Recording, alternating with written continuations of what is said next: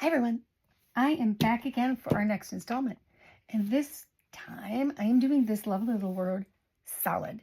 So because it is, well, solid, I thought I would do it in a solid-ish fabric. It's technically a batik, but it looks pretty solid to me. So we're going to trace the word on here, okay, onto our freezer paper. We have put the fusible on the back of our fabric. Now I am going to fuse the two together, and then we'll work on cutting out some letters. So I like to make my pieces kind of small here.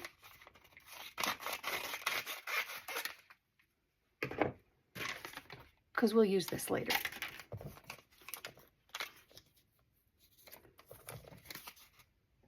Fusible on the bottom, shiny side of the freezer paper on the bottom, and a hot iron.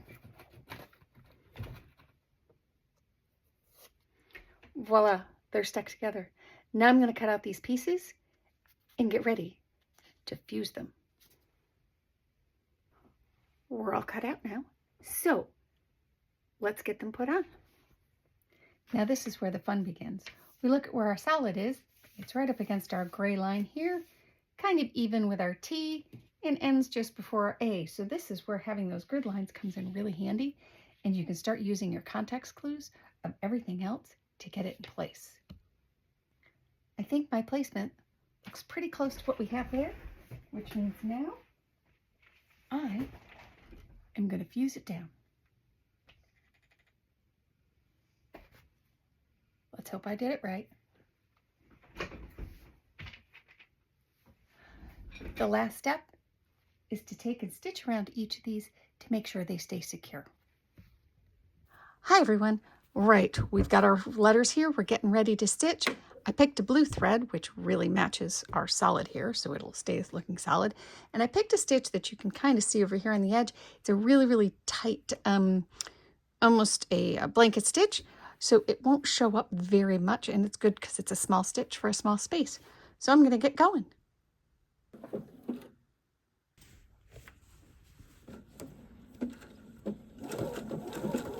We got the outsides done, but don't forget your two insides. We've got to stitch those next. Now it's time to bury all my threads.